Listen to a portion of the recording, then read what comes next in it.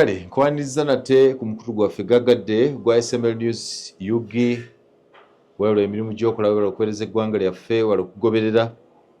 Njagala kuddamu kubategeeza nti obubaka bwamwe bwonna bwe muweereza mbufuna olw'okuba bungi. Nja kusomera General Moses Bigirwa mu budde bwabwo obutuufu mukyalo na n'essaawa eno muno ndaba Mutebi Bosco J4C agambye Bigirwa ju ava kulonda.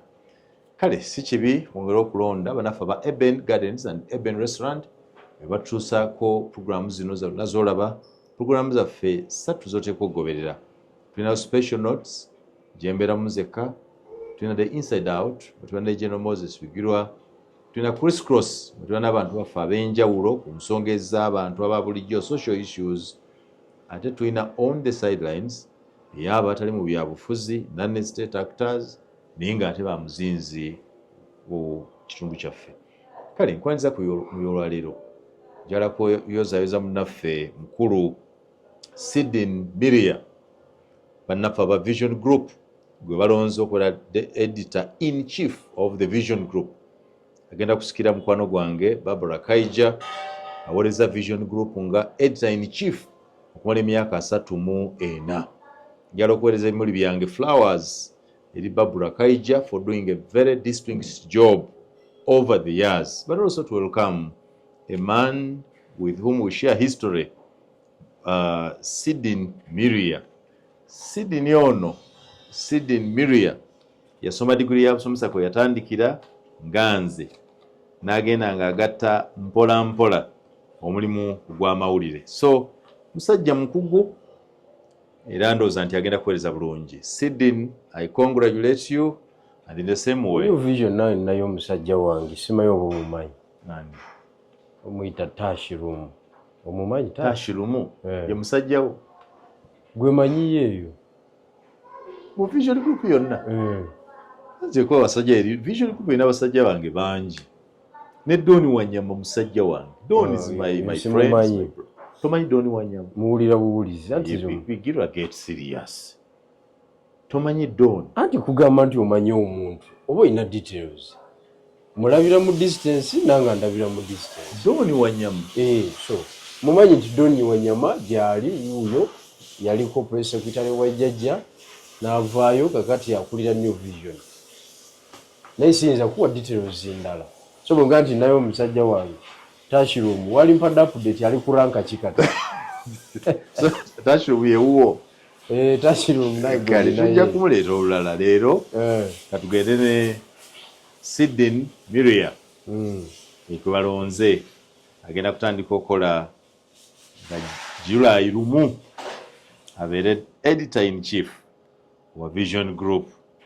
Njagala mwebaza nsomye olupapula lwa New Vision emyaka gyonna kubanga nkyali mu ssomero nagezaako n'okuluwandiikira.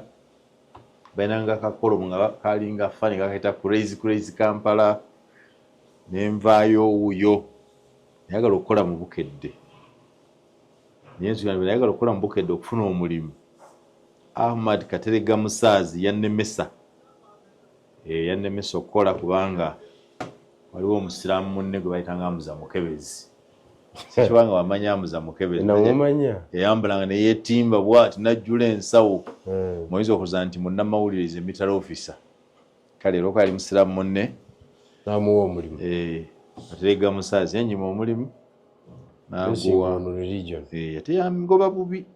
Nagendayo dismissinga bubi kati ffe tulina abantu eyo kati gwe nojja buzi biki bwe bityo. Simanyi oba akyabijjukira.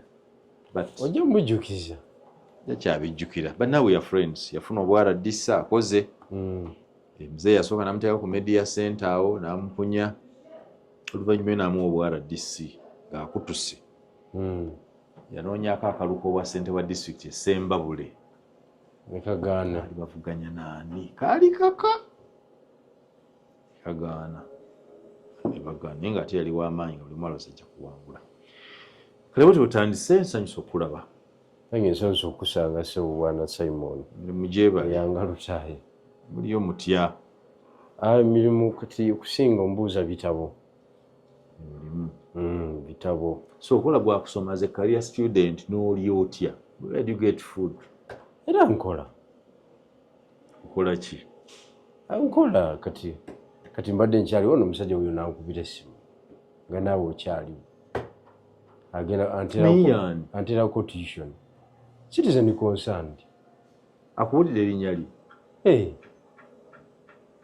tomuwulidde ng'ayogera muwulidde nakubira essimu ti kankutereko katono kennina kankutereko kennina otambuze okiwulidde so bakuwa ssente ng'omuntu omunaku nti omusondera abeewo bakuwa ssente ng'essuubi lyaffe nti what is it about like that man is saying ombuuza gwani seba oli luddawa nagamba tofaayo nze ndi munnauganda sidatagala nakumumanya is not interested in recognition byoyogera binyumira oyogera sense tomuwulirengamba oyogera ebintu ebyamagezi nenkuba akakule oyogera ebintu byamagezi so oyogera bintu byamagezi so kyovula nakugamba nze ndi candidate wa internet era ndiki era ndi student wa internet ko surviving online actually olwaleero mbadde ne musajja wo bwa mikwezi nambuuza abantu baffe bakuwa ssente osome naye byosoma bitegeera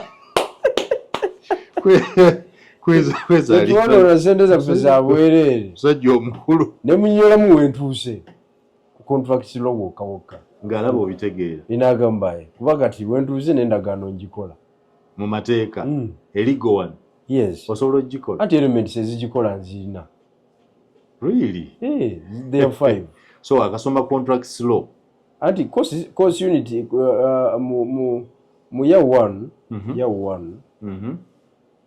osoma contracts law osoma criminal law osoma constitutional law introduction to law and development kati nosikayo course endala eziri regular 2 English skills noki English language skills ne computer sibo oddemu n'osoma English kubanga oluzungu sirwa mu lusoga I mean amateeka tigalula mojimu yabakutumula yabakutumula bulula moji ayo soka agategeera mu lula moji because olutegeera gakuyamba kusina ebyotumula bakuzaayo none tense nozekakasa verb byonna nga bwobimanyi ebyo muddamu ebyo tense verb adjectives prepositions prefix butereevu kati buli wakiro nga nembikusomesa tikakati toli satisfied kwekyo ona marking otya tulina marking guide bijirwa I'm a certified teacher anti in Uganda bw'osoma obusomesa ogenda ku Ministry of Education ku Education Service Commission ne bakebera empapula ne bakuregister I'm a registered teacher. It is I am able and capable of being employed by government or anybody to teach.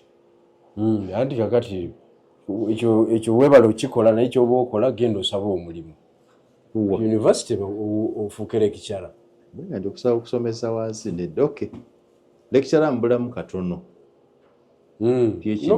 otandika nga junior lecturer musajja the buzz n'okulira muli ndiwa Makerere siita Makerere balina obuntu obutono maybe private university Makerere eyo balinamu just balinamu baprotectinga brand yaabwe ate nga ndaba nze batanziti balina olugezigezi otakyetaagisa useless arrogance gye bakola balina arrogance y'amaanyi omanyi obusajja bwannemesa okukola amateeka nga ngenzeeyo balina arrogance y'amaanyi nnyo passmark yali ya 50 tukoze ezo teseko pre-entry omanyi ze bwampa 48 ne kata kusika mukono kali kukisa mukono negamba nti bwemba nafunye 48 ng'osomye erinnya lyange nze muyangu bwomanyi bagenda tegusuulwa netukola so netegusula bamuwa 44 mutwego gwe mwavu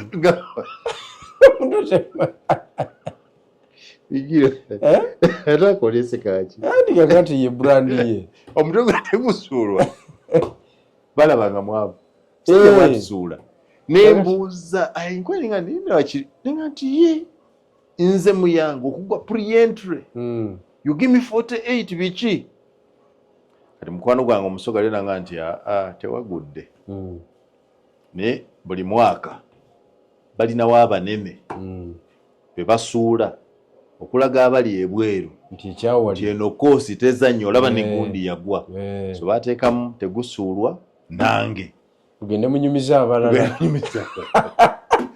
bwe twavaayo tegusuulwa yasibira ku muzinda alumba amateeka ku Kampala International University era yagamala yagayita nagenda ku LDC nze olw'obusungu nabireka wawulira ng'otyoboddwa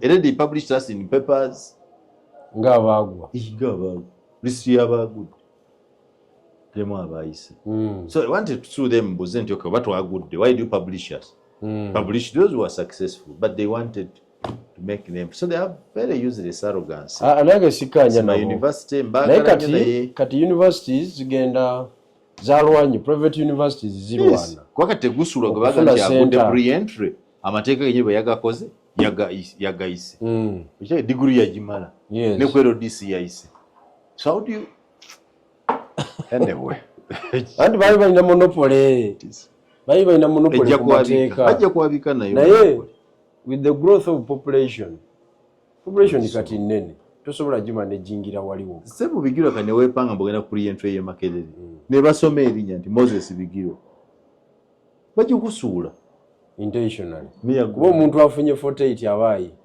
nategeeza 48 kaga lwaki teyansika yali kusise yandinse nateekawo ebbiri ni I knew what it is ate bakuwa byakabedde anyway lero loza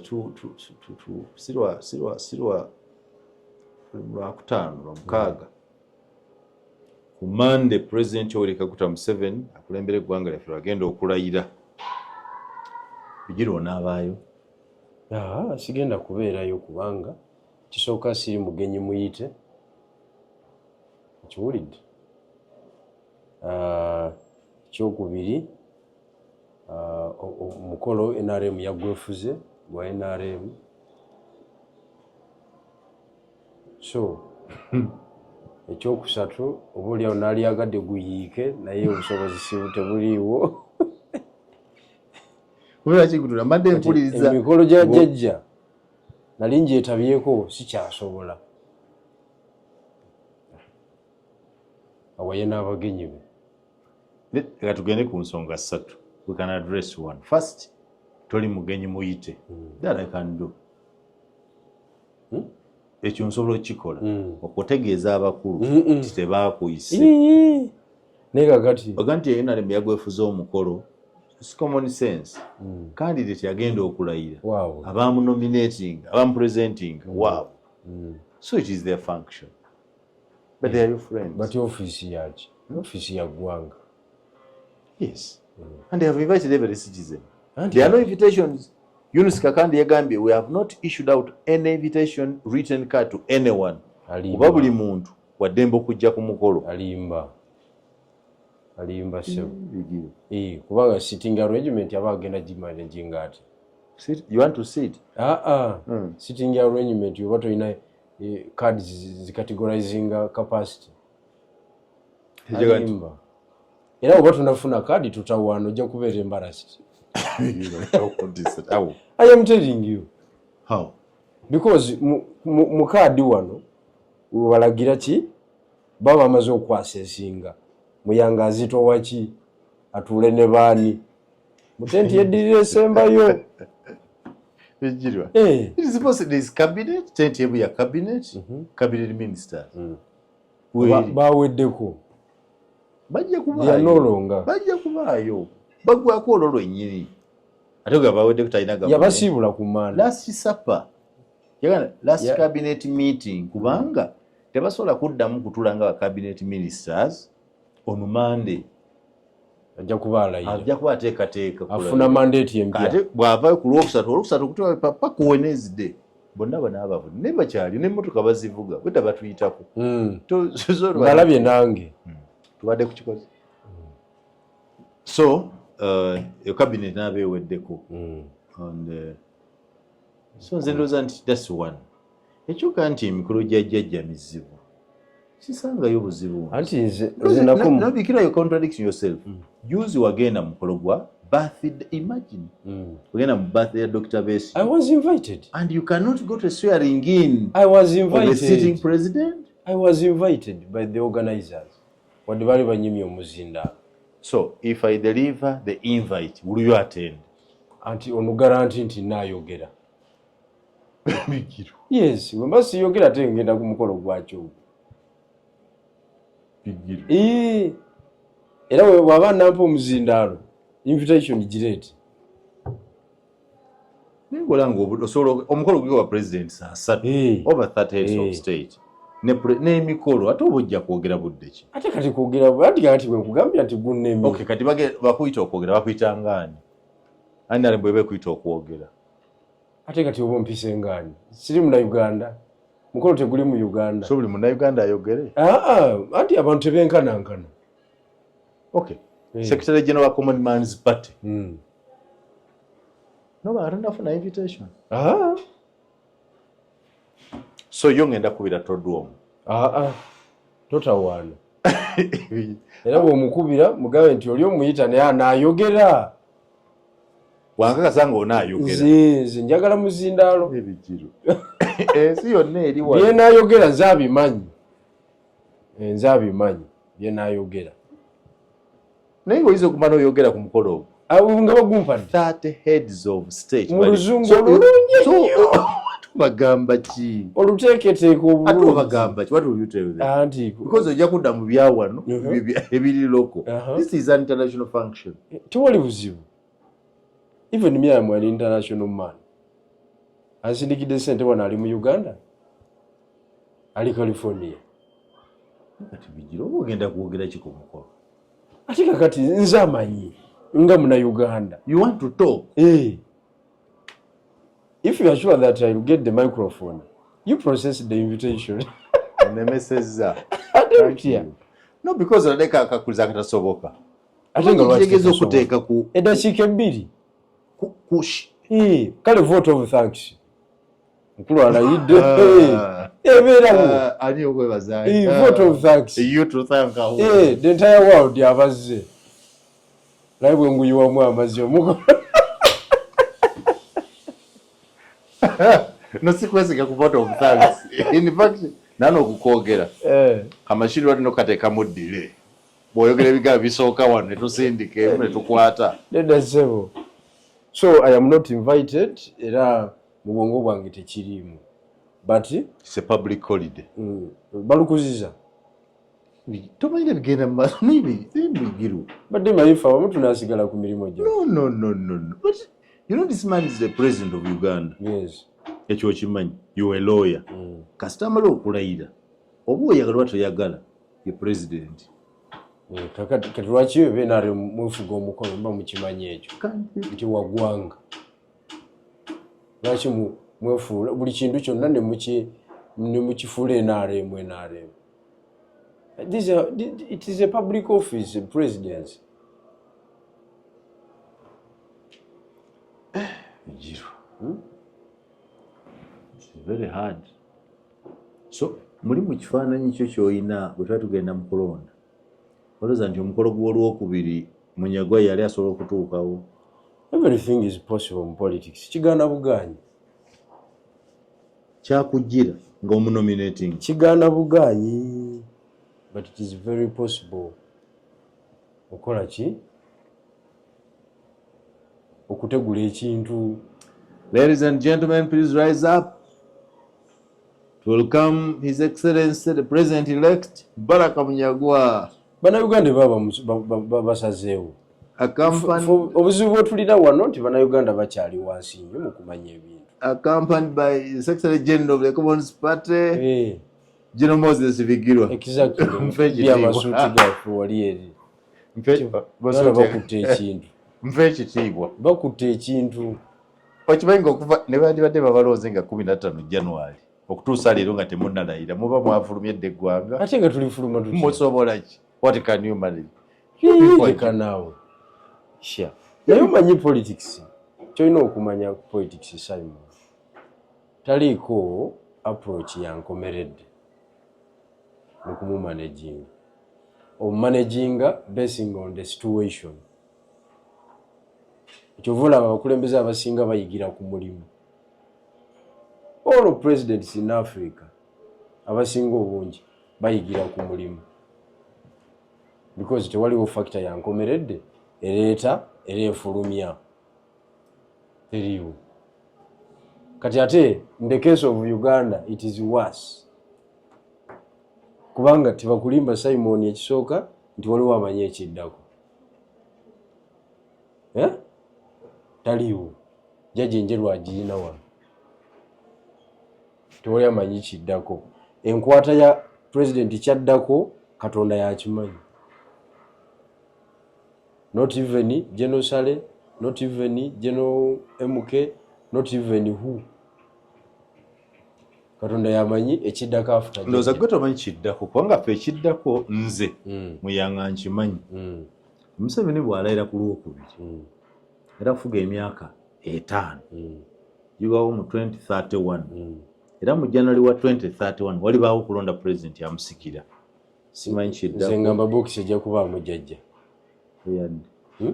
eyasatu mugumu bihambo Katonda waba akyamuwadde obulamu ye candidate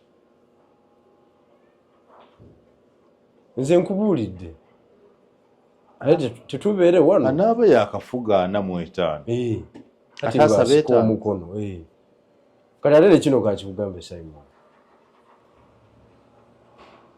kasi Uganda wetuuse ne General Museveni watuuse kasi soolaba nga si ye president wa Uganda manya twamuziika mufu but when he is still alive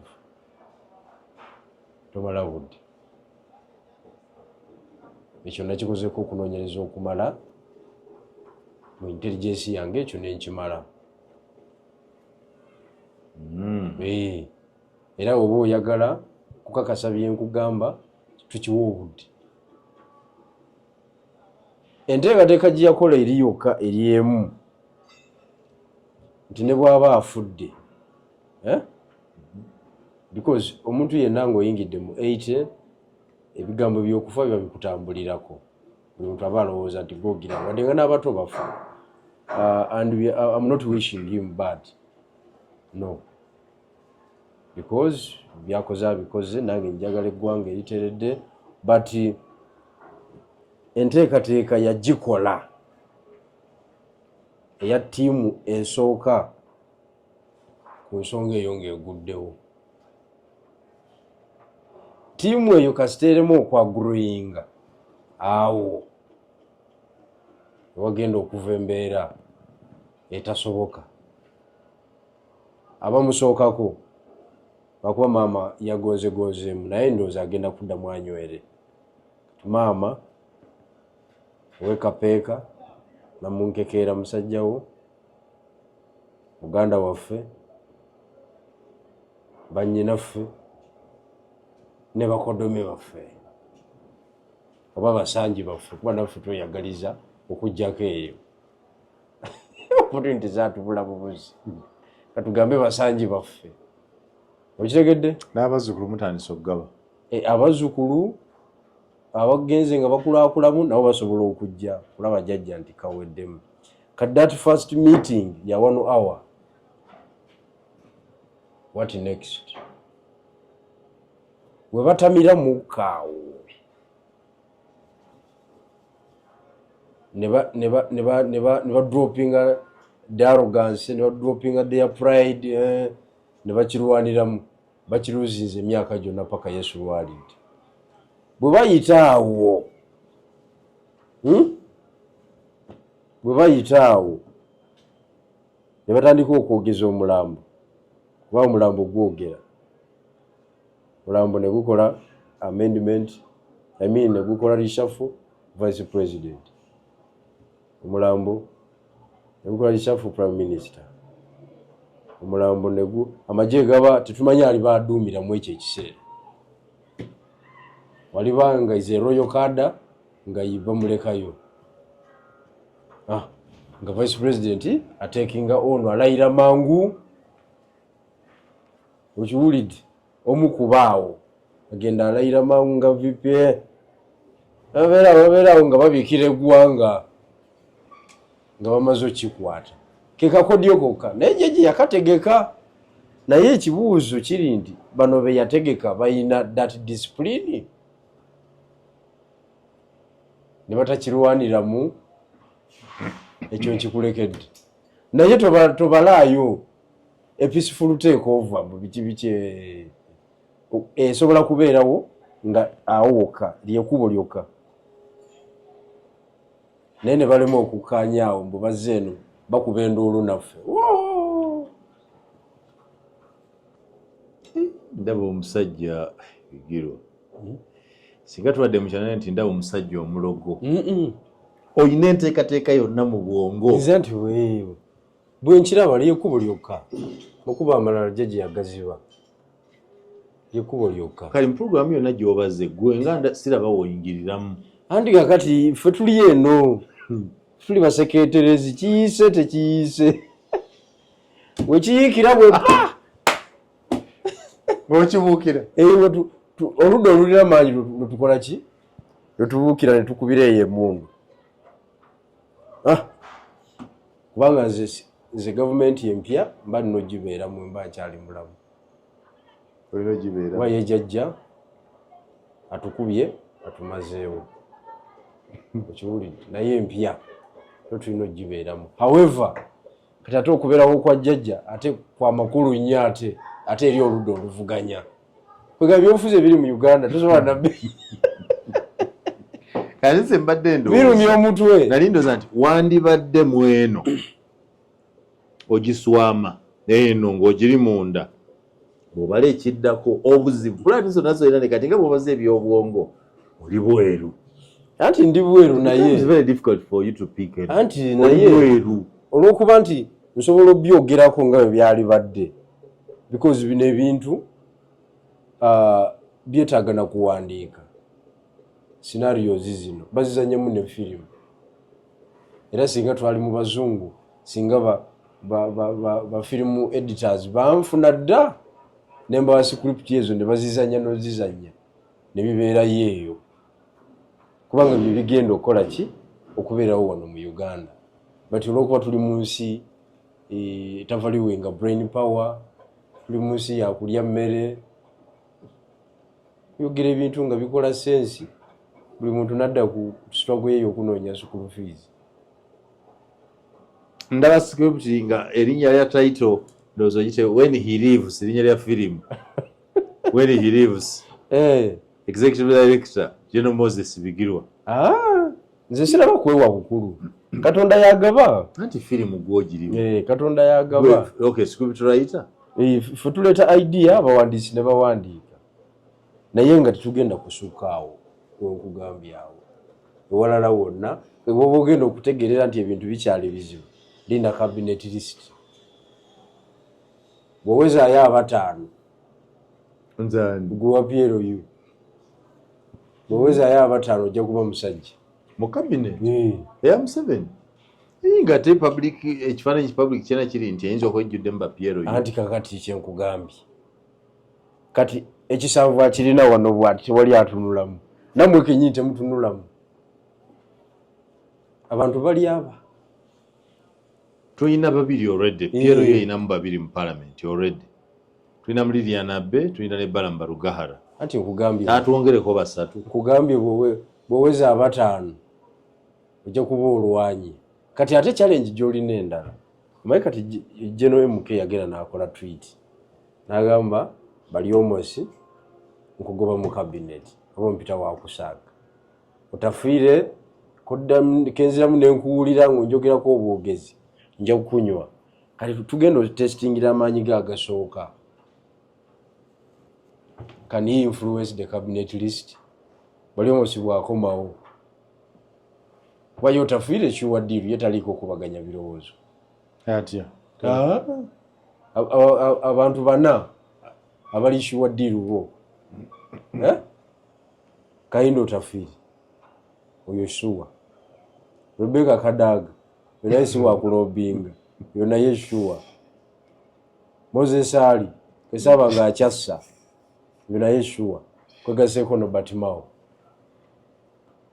Nobert Mao wabata kubanga alabika nga agenda okukyusa basupika abo design mukadde waffe aliyo kakati Nobert Mao abashuwa ku list yakola ki kwali bana abasigadde bonna bali mu kudduka bisimbe we bakkirira badala ani ayogera n'omukulu what is going on bali mu basawo ba kinasi bali mu babishopu bali mu lobbying abantu bana batali batakola lobbying mbakugambye soli sure ndi Kadaga batafiire mu cabinet dako mwe bali bulungi nnyo obutebetaaga nakuba simu ye jjajja akimanya bumanya nti bano bo mbayina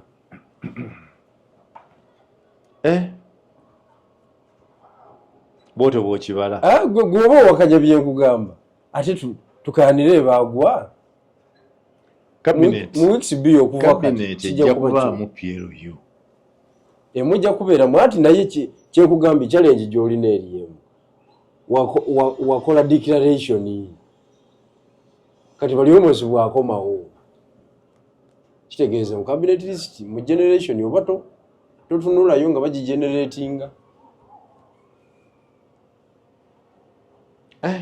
kibuuze bigirwa kintu ekitambuza bwotyo bw'olowooza kati those are the facts siga nti nabwe ndowooza era authoritatively you quote me woba olina IDMP esingako awo katugirinde naye nga kyenyala okutegeeza ekintu jjajja akyakikutte alina ekintu namwe mukkiriza nti akyakiri nze nyanzi nkimanyi nti ekintu akirina tetunafuna approach ekimusuuza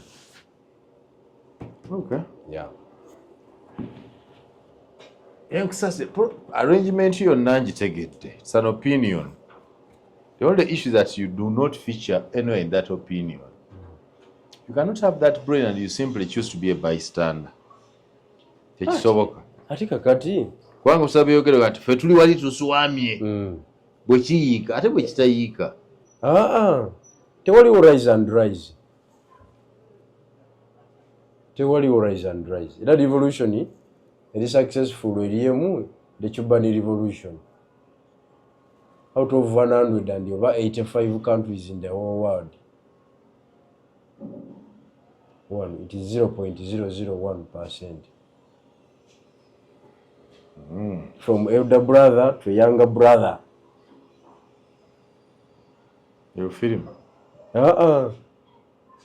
Success story iliwo. Fidel Castro to Raul.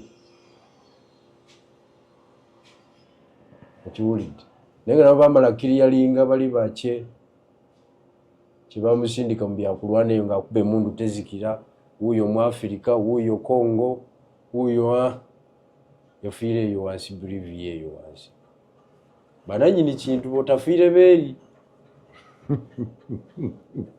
owulidde ne banyweza ekintu kyabwe naye kakati Simon nze nkugamba ebintu bino otunulanga ayina byamaanyi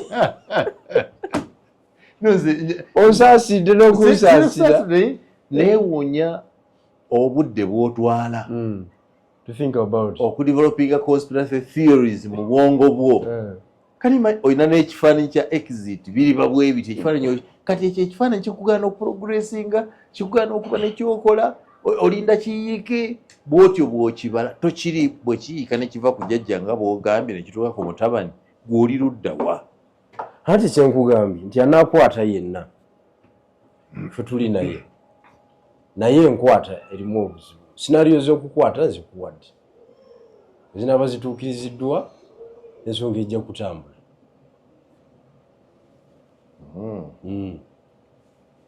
ensonga ejja kutambula teweetaaga kubona bwewekwata okwekwata oba obuteekwata kubanga ekisooka sisuubira okuggyako ng'oweekapeeka yazanye roole eyo n'abagumya bonna n'abakwata n'abateeka wano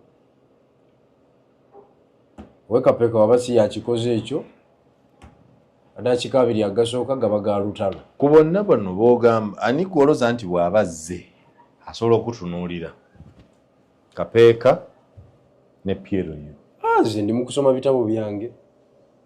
I am preparing my documents. I will go in the public service nsabeeyo oba nja kukola law firm kubanga gyegyo emyaka era nze nja kuba nkola law firm yange nga guli awo otagala naye gavumenti bampadde nga bampadde kikyemba banja bampa kiwulidde oba ka law firm n'akakola kamuli eyo nga nkera wali ku magistrates court emiliyoni 2 zijja kamuli bintu ebyo don't go to kamuli bigirwa and company advocates ng'ogenda wali osaba bail anti Kampala teri mirimu contract zonna kisooka ezisinga z'abantu ba gavumenti na gavumenti baziwa baabo endagaano ez'amaanyi owulidde kati atuteeka law firm ku kyalo n'osaba bail yeeyo olunaku n'ofuna emiliyoni zo 2 ku 3 ng'otambuza tobona okikolera ki on the inside out kino Moses bigirwa gwe tulina bwatyo bwa planninga ebintu bino kwezi abadde akubuuza ti byosoma obitegeera byosoma biyingirirawa oba bikugattirawa mu plan ey'olukolo lw'osomye byensoma ekisooka tewali omuntu ategeera ate ayinza kuappreciatinga na muntu alina diguli 2 eya public administration ekwata ku public administration ebyobufuzi n'enzirukanya y'emirimu gya gavumenti a graduate in that field then nayongeramu ne legal brain tewaliwo gavumenti tasobola kuemployinga muntu bwatu ku level zonna okuva ku bwa VP wemba sinza akikwatidde ddala okuva ku bwa VP kutuuka wakati kati yawo kitegedde so me am preparing myself jajja n'aba avaako bwatyo bakiremedde nga nze nina diguli zange 2 yo public service teggwawo era mukyalimu obusajja bwa mini public service noboti tumwebuliwo so n'ekyokukiremera nakyo kirowooza nti jajja bw'anaaba akiremedde kubanga possibilities eramu eziri ayinza okukiremera ayinza okukiremera kati ate buli lwakiremera buli jjajja lwe yeeyongerayo nga akyakiremedde omupiira first loser ate yono muganda waffe kuba naye emyaka giba gimuyitako era jjajja n'amala amusikayo emyaka 10 aba avudde mu kyu jjajja n'asikamu emyaka 10 ng'akiremedde katugeze gino agimazeeko naddamu n'asika 5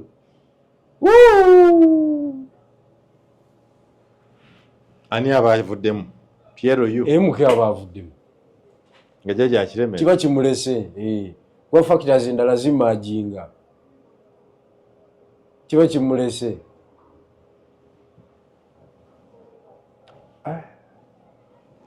ebyobufuzi okusinza ku angoyo bwoti wera wetuli bintu mbiraba naye nga siri wala nnyo n'amazima pulaani eddako toliimu I'm not far with the facts. No, you are far. Okay, you are not far with the facts, but I think you are far from the what?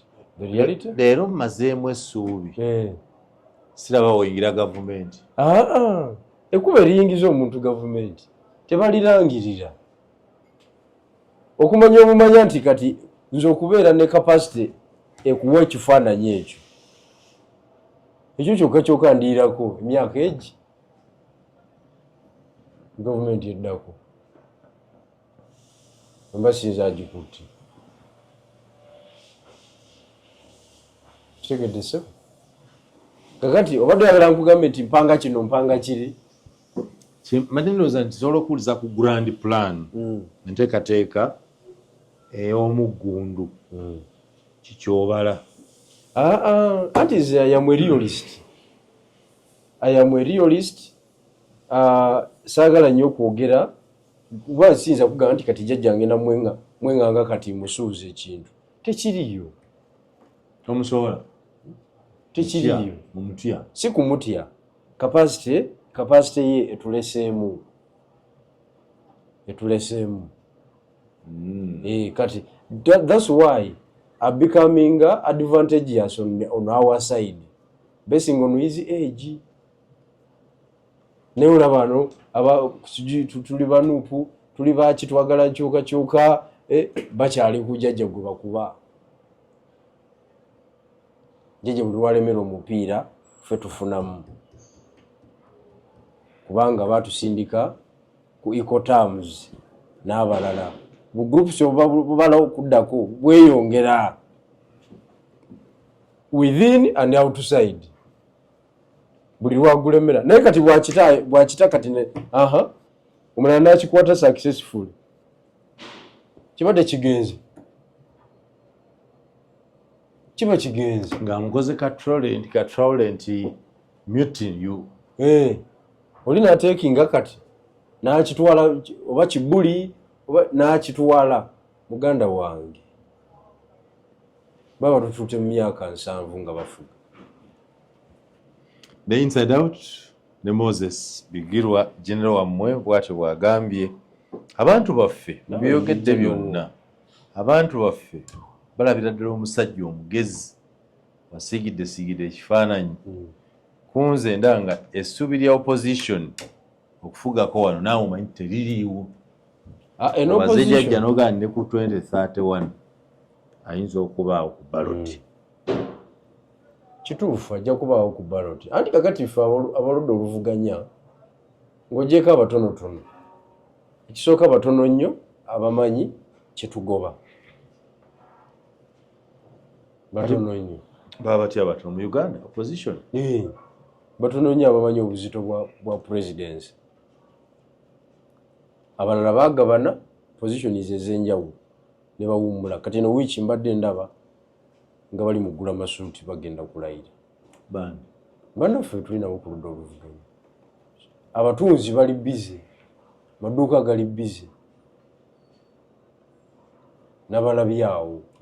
Bempi bambala ezo local made maze bambala z'abazungu. Tebasobola ez'abazungu ate zisinga tebazisobola. Sagenda mu kiyembe waliwo abatunzi ab'amaanyi ddala nno ne bakufulumya nga yeggwe kennyini. Kakati kati yenteekateeka eyo tejjaako gavumenti y'okulayira eginyweza bunyweza. Ab'opposition okulayira kati kitegeeza kunyweza jjajja n'asibira ddala bw'ati ne lutambula emyaka emirala egi 5. Kakati okukola analysis oludda oluvuganya essuubi liringa eritaliiwo, oludda oluvuganya teruliiwo ge mazima.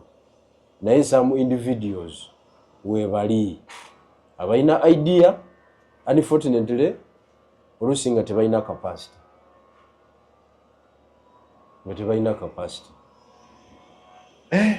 Naye abalina capacity tebamanyi kuba likwata buyinza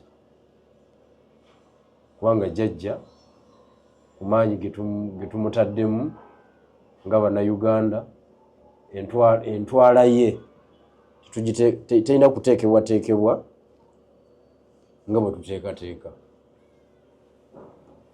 Terina kuteekebwateekebwa kitegeeza oli opposed transition because transition means tuteeketeeke bulungi take over ani avaawo ani addawo. Oga nti terina nteekateeka kubanga nti baliwamba kiwambe mulirumba kirumbe. Anti kakati kyenkugambye nti omanyi omupiira nga guli mu ddakiika 89 guli 0-0 guli ku draw yonna 3-3 2-2 4-4 ddakiika 89 asuulamu siteepu bw'ati gwe bakutula gwe tolimu abasula step Ah, oswamye yeah. ne wekiramamu akatono bwekityo kibaamu asuula mu step katini gwe bategula. So ffe tuli awo tuzannya swame mumpira waliwo kye bayita swame kakumi akawerekera ketuzannya kapiira akagwawo gutayaaya nozaamu nogenda mukona fulaga nojaganya.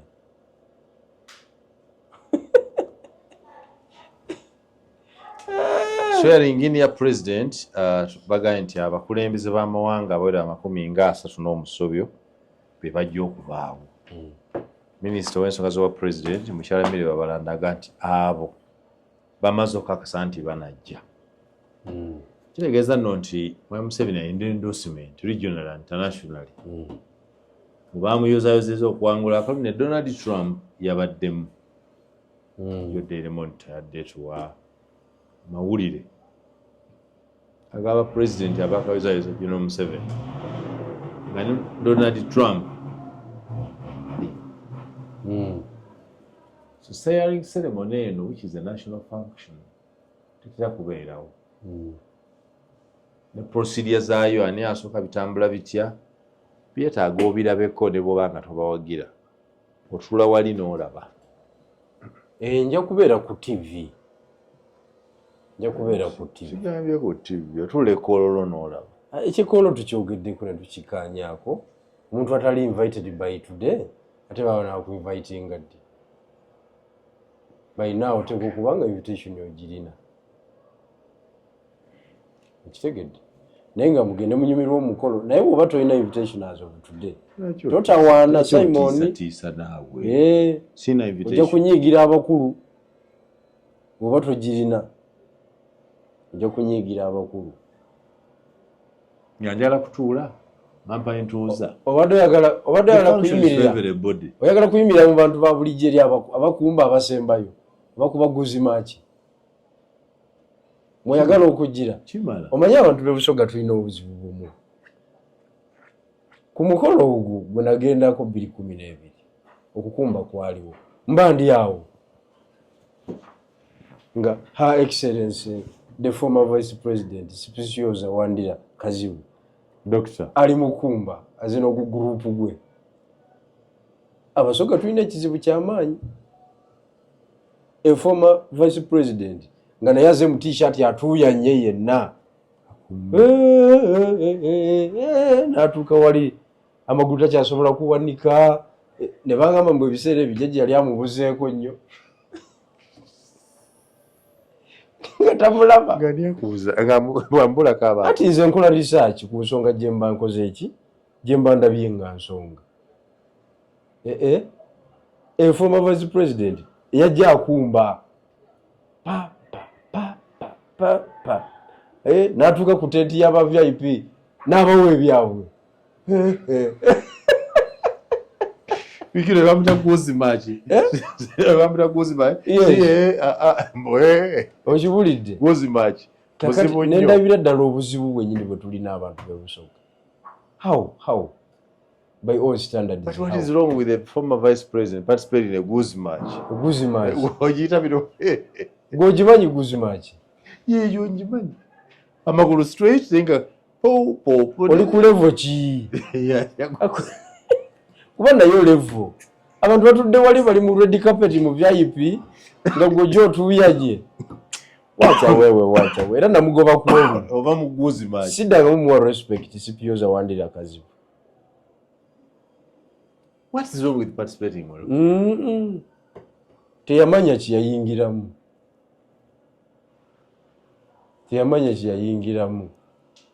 Kati ate alina obuzibu. Engeri gye oba yasoma nnyo olusogo baalumanyi nnyo. Kakati yali anyumya emboozi ye ng'agamba mbuye zibonafuka Vice President emana yange yali nfunda ino. Seven yagaziye emana yange. Ayogerera mu bantu abatamanyi lusoga. Bubuzibu. Ebigambo byayogera nga bituufu.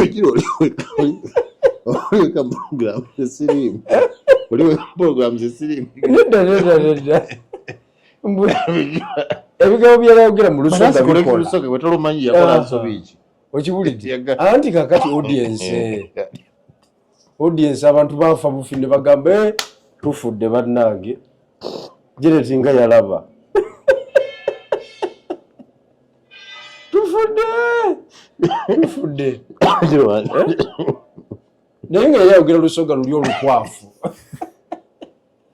Kakati abantu b'Busonga tulina problem. The statement is simple. It is simply saying, at the time I joined the government, my understanding of public issues was limited. Yes. Having worked with the president over time, yes, it's now broader. What's wrong with that? Anti mu Luzungu kivaayo bulungi. Yakinyonyolera mu luli olwewafu n'aleeta ebizibu. Olwanga gw'oli tudda. Ate nze nkubulira ebintu byange owakana. You're becoming someone for no reason. So in all that you have said, kulabanga abatalina game plan. Aludde oluvuganya. Gundi zonna ze tukola naawe shows bwe nzi reviewinga. Nkulabanga bali onaakuweereza ssente. Nkulabanga key player. Kubanga oyogera ebintu eby'amagezi.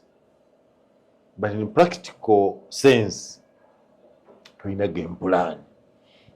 Mwe tewali amanyi kiddako mu kusikira jjajja. Naye tolina kiddako mu by'obufuzi. Mu kumanya game plan, mu kukola game plan, eva mu kumanya kituufu. Kakati tugenda mu UEFA Champions League final. Nze ndi waase. Sorry. Tugenda samba omusajja akirina. Last season yetukuba home and away. Kati game plan gye tugenda nayo. Tugenda tumanyi osooka ku analyzing oli. Opponent. Binywera si binywera. Ndi binywera. Basambi kyava enkizo. Ti bwana Dembele, bwana Kvaratskhelia, bwana Nobateeka wao. Bantu bamuwe batyo.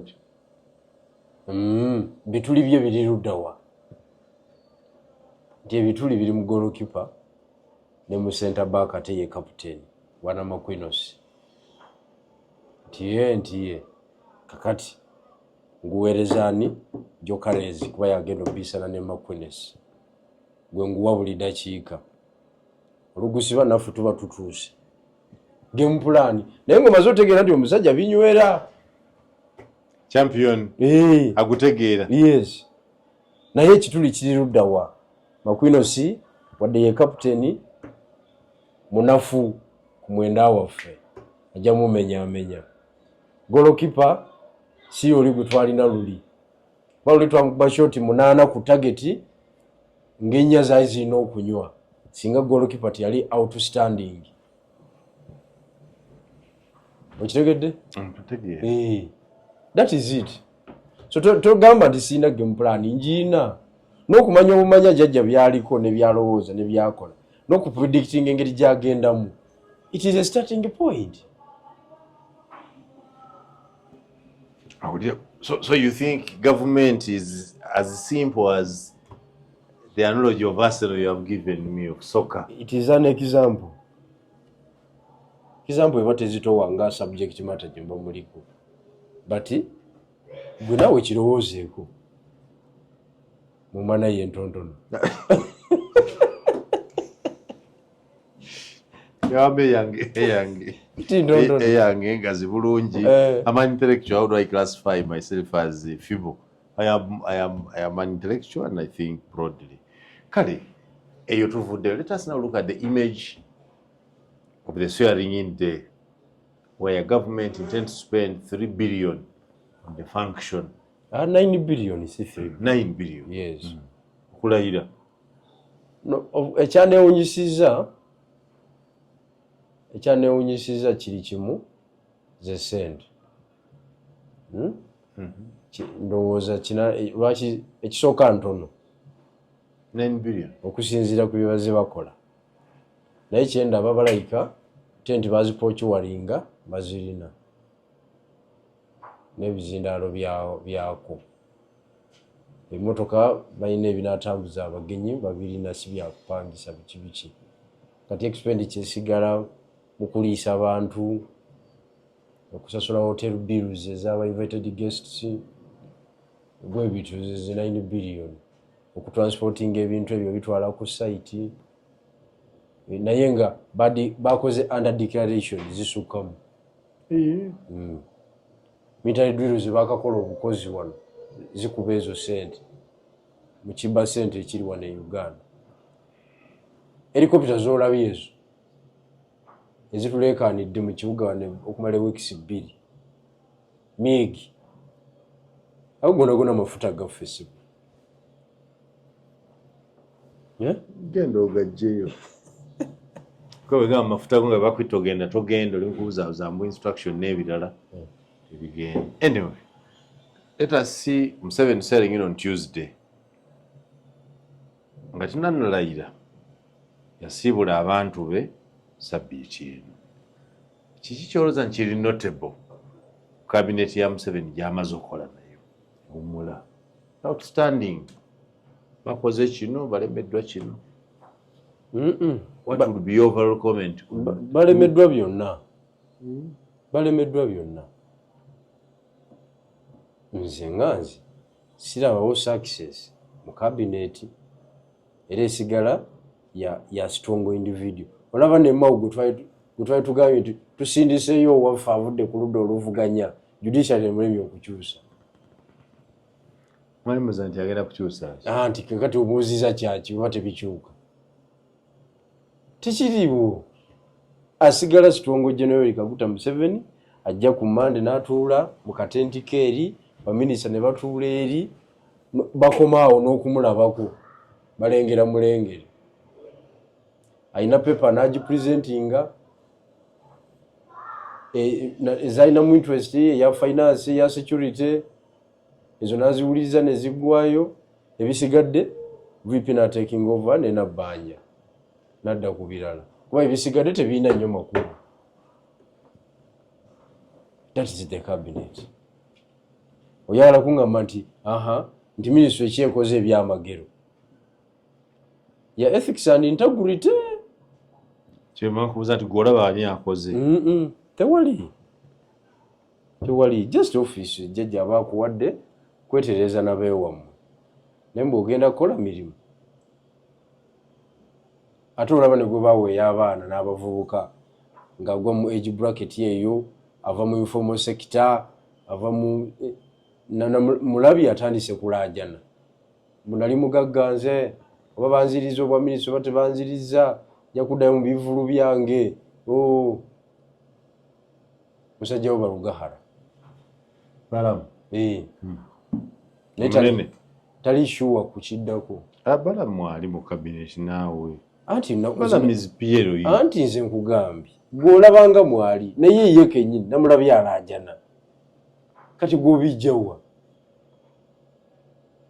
naye ogumira ku fulesopu naawe ye kennyini sebo namulabye alaajana nti basebo ne banyawo we nabasizzeeyo nkomawo eyo temumpisangamu eggaali ayinawo abaana ababiri abasatu bakugamba nti nkoze ku bano. So office oli musajja bakuwadde Land Cruiser ye n'omusirikale mu maaso ne kadi y'amafuta bw'ogenda mu kyalo oba ozitowa n'akatabo akamyufu bw'otyo oba obiraba bw'ogenda mu kyalo oba ozitowa minisita ze so olina kyonootinga kyo nti cabinet kwamwe nyino yatugaa nti cabinet y'abavubi fishermen abavubi balina kye bakoze. Ekisooka omutindo gw'ebyokulonda gwafudde nnyo kati cabinet tasobola kulaba ekyo cabinet kikaaki kumpi okulonda tekuliiwo ate ng'eyo ye basis eya good governance enevaamu service delivery kuteekateeka okulonda abantu ne balonda abakulembeze be baagala abakulembeze baabwe ne balayira. Has Nabbanja performed as Prime Minister of Uganda? To whose expectation? Bannayuganda, it's Prime Minister. Ku Bannayuganda talina kyakoze. Ku jjajja yalina score card kuba yamulonda. Ya appointing authority. Naye nga ku jjajja, I mean ku kuffe Bannayuganda abadde just political mobilizer. Political mobilizer. Sente za COVID zamulema okugaba. Do you see her getting back? Bakubirako omuntu omwe essimu ebyaddako tetwabimanya. Do you see her going back as Prime Minister of Uganda? It depends on the interest of the appointing authority. Kati appointing authority obukulu abugabira okusinziira ku circumstances eziriwo. Bunyoro as a sub-region, yes, jjajja yamulonze ne muwana ababaka. Akiwala abakwaima sitebe bajeemyemu bawaddeyo wa PFF ne bawaayo nowa anti Hoima City. Abaka abalinawo waliwo Obiwe Matia Kasaija. Obiwe Nabbanja. Obiwe jjajja Tanzania. Kyali old boy. Oyo tasobola naye musuula oyinza omugatta ku lisiti eri. Waliwo players okuva mu bitundu ebyenjawulo kubanga Bunyoro Nabbanja si yagireeta jjajja asobola okufaafaagana nayo wadde talina Nabbanja oli Matiya ekimuweesa Obi. So kati mpunzika kweyo ensonga ndaba nga bw'atakomawo tekyewuunyisa Nabbanja. Wayogedde noga nti mu lisiti gy'obala eyabajja ne Mao mwali. Mao endagaano ekyakola obudde bwali tebuweddeeko kubanga bwe mukwogera kwe yaga nti byali bya transitional politics aleeta Mao taweddeeko era Mao anoonya bwa sipiika. Lwaki bigirwa ate gwe Mao mubalira mu cabinet? How? Ebintu byakyuseemu. Mao nali ndowoozezza nti ekintu anaakikwata naye ekintu kiringa ekiwete koona ekiddayo ewaanita Amongo. Mu nnaku zino wiikisi ebbiri eziyise ate Anita Amongo azannye nnyo, azannye ebintu bingi. Weggyeko n'okuyisa lino bbiru gye bayisizza ekyo kiveeko but alabika nga yali kavaringa. Kati Mao abaddayo mu cabinet. Kitegedde? Si kumusuula. Tasobola musuula. Amwetaaga. Tewewuunya nga amuwadde foreign affair. Tambule eno n'eri. Ayogera nnyo Oluzungu. Ayina kasigifu ayogera nnyo Oluzungu. Agenda nnyonnyola Abazungu. Ayina nnyo ajjonnyola. Ayina nnyo bazirwanira ne foreign affairs eyo. Bali Baladoniya yeebale. Oyo akyaliyo eri permanent representative. Si ye position mwali? Nkujja wano. Oyo akyaliyo eyo. Jjajja alina ab'okuwa bangi. Kati gwe aba yakuwa ate nga tonaba kutaataaganyizibwa oyagala ate okuwasaganya ebingi nga akuta. So you think where is Busoga in this? Kubanga obaze Kadaga. Ndaba bw'obala obaze Kadaga. Temuyinaayo game plan mpya mulina oyo. Omukulu atali mu gavumenti nedda. Sajja atali mu gavumenti saagala kuŋŋa nti atenze. So Busoga ne Kadaga, you have no new person to post. Agenda mu cabinet. Mu cabinet Busoga asobola okumala kiri kyewaga nti bwe baba bakiteesaako nga abaana bamaze bakitutegeeza.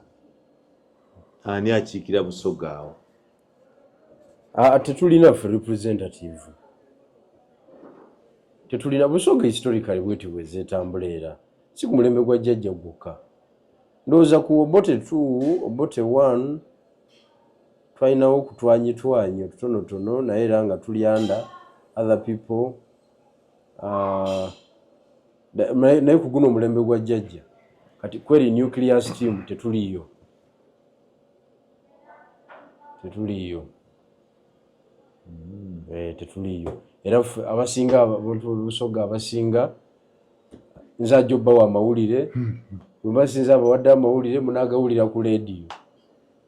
Temulinayo omulala. Babalanda. Tayinza gafuna mu bwangu. This is the minister for the presidency.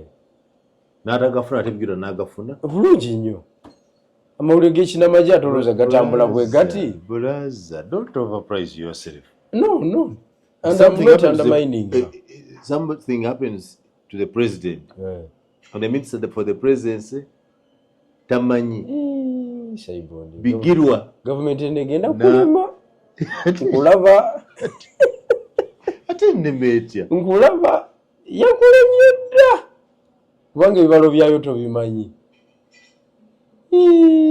Nsaasidde. Ekakunava yali onsaasidde. Gali amawulire ga kinnamagye. Okitegedde? Ga kinnamagye agaba gatuuse ku jjajja. Kati ate batono abalina kapasite esokoola amawulire ago. Mu magye. Ate nakimmaze kubanga nti gw'olisooka okugafuna. Kati ate nga mbuuza nti ate mu magye oba minisita taliyo ate gwe kyenyeji oba. Anti eno gavumenti eri informal. Okitegedde?